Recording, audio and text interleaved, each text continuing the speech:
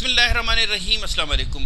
Sugar کی بیماری کے بارے میں اگر بات کی جائے، WHO کی ایک رپورٹ کے مطابق 2000 سے لے کر 2019 تک 9 سالوں کے درمیان شوگر کی بیماری میں 3% اضافہ دیکھا گیا ہے کہ نئے زیادہ کیسز ڈائگنوز ہو رہے ہیں. اب شوگر کی بیماری کیا ہے، اس کے بارے میں ہماری معلومات تو سمپل یہ ہے کہ شوگر کے لیولز اگر آپ کے بلڈ میں ریزڈ ہیں اپنی نارمل رینج سے اوپر اور کافی متواتر اگر یہ ریز رہیں تو پھر ہم کہتے ہیں کہ یہ ڈائبٹیز ہے. اب WHO کے مطابق 95% جو شوگر کی بیماری ہے وہ زندگی میں آگے جا کر ہوتی ہے، جسے ٹائپ 2 ڈائبٹیز کہا جاتا ہے.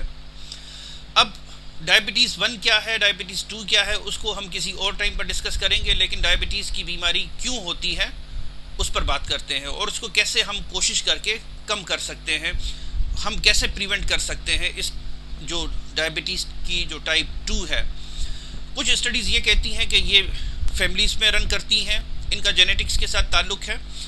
اس کے علاوہ باقی جو اس میں میجر کنٹریبیوٹری فیکٹر یہ ہے کہ 35 یا 40 سال کے اراؤنڈ آج کل دیکھا یہ گیا ہے کہ ٹیکنالوجی کی وجہ سے بہت سارے لوگوں میں موبلٹی کم ہوئی ہے. ایکسرسائز کا نہ کرنا، بیٹھے بیٹھائے کام کرنا، کہ میں آفس میں بیٹھا ہوں کمپیوٹر پر کام کر رہا ہوں، فزیکل موبلٹی نہیں ہے، پورا دن مجھے چیئر پر بیٹھنا پڑتا ہے. اس کی وجہ سے صرف ڈائبٹیز نہیں، جوڑوں کی بیماریاں ہو سکتی ہیں، دل کی بیماریاں ہو سکتی ہیں، چونکہ انسان کو تندرست و توانا رہنے کے لیے اس کو موومنٹ میں رہنے کی بہت ضرورت ہوتی ہے. اب چونکہ پھر جاب فٹیگ کی وجہ سے شام کو آ کر انسان تھکا ہوا ہوتا ہے، گھر میں بھی آ کر کوئی ایکسرسائز کا نہ کرنا، یہ اس چیز کے خطرے کو، ڈائبٹیز کے ہونے کو بڑھا دیتا ہے.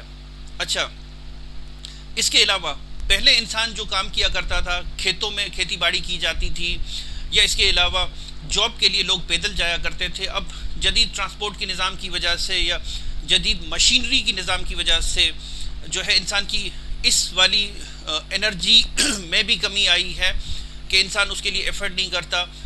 واک کرنے میں کمی آئی ہے، انسان کی اپنی جو فزیکل ایفرٹ ہے اس میں کمی دیکھی گئی ہے. تو یہ بھی چیز ہمیں ڈائبٹیز کے خطرے پر ڈال رہی ہوتی ہے.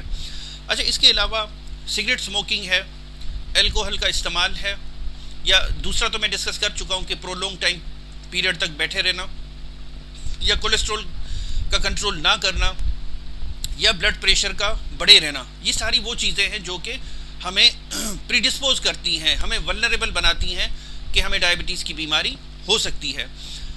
چند چیزیں جو ہم اپنے کنٹرول میں کر سکتے ہیں، ہمیں ریگولر اپنے ٹیسٹ کرانے چاہیے، بلڈ پریشر پر نظر رکھنی چاہیے، وقتاً فوقتاً 3 مہینے یا 6 مہینے میں ہمیں اپنے شوگر لیولز کو دیکھنا چاہیے، بلڈ پریشر ہمیں چیک کراتے رہنا چاہیے، ہمیں کولیسٹرول کا ٹیسٹ کرواتے رہنا چاہیے. ہمیں ان چیزوں پر نظر رکھنے کی ضرورت ہے.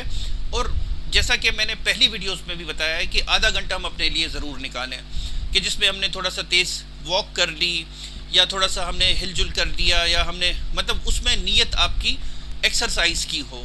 اکثر خواتین کہہ رہی ہوتی ہیں کہ ہم گھر میں تو کام کر رہے ہوتے ہیں، تو یہ یاد رکھیے کہ وہ ایکسرسائز نہیں ہے. ایکسرسائز الگ سے آپ کرتے ہیں جو باقاعدہ ایکسرسائز کے قوانین کے مطابق، یا آپ سمپلی ایک واک کر سکتے ہیں. سگریٹ نوشی سے پرہیز کرنا چاہیے.